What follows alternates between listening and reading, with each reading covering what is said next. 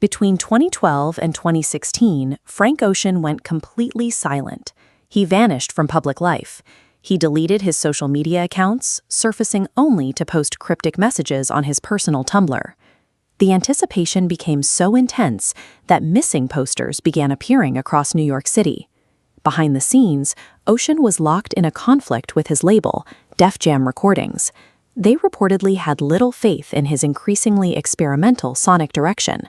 He was still under contract, needing to provide the label with a sophomore album to clear his debt, but he refused to surrender his most personal work to a corporate system that didn't support it.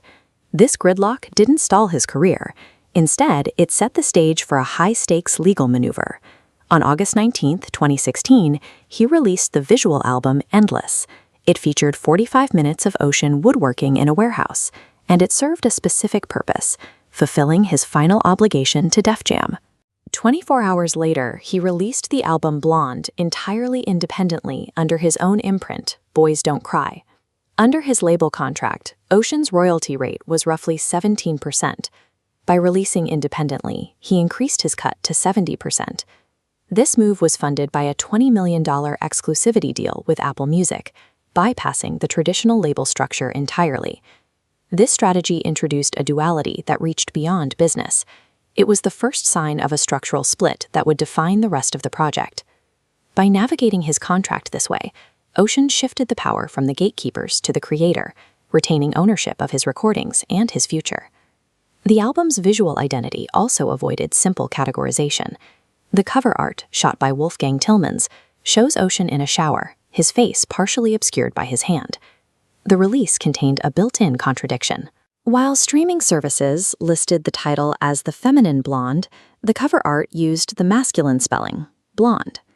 With his face hidden, a bandage on his finger, and hair dyed of vibrant green, the image rejected traditional pop star branding. The cover is less of a portrait and more of a study in ambiguity, a representation of existing in two gendered spaces at once. Sonically, the album moved away from the lush arrangements of his debut. In their place was an atmospheric minimalism driven by sparse guitars and synthesizers. On tracks like Nike's, Ocean used pitch shifting as a distancing tool. By manipulating his voice, he could perform multiple versions of himself within a single song. The high-pitched vocals represent childhood innocence, eventually shifting into his natural baritone to signal the transition into adult stoicism. This duality was also built into the album's mathematical structure. This scrubber shows the total runtime of the record. On the track Nights, a beat switch occurs at the split-second midpoint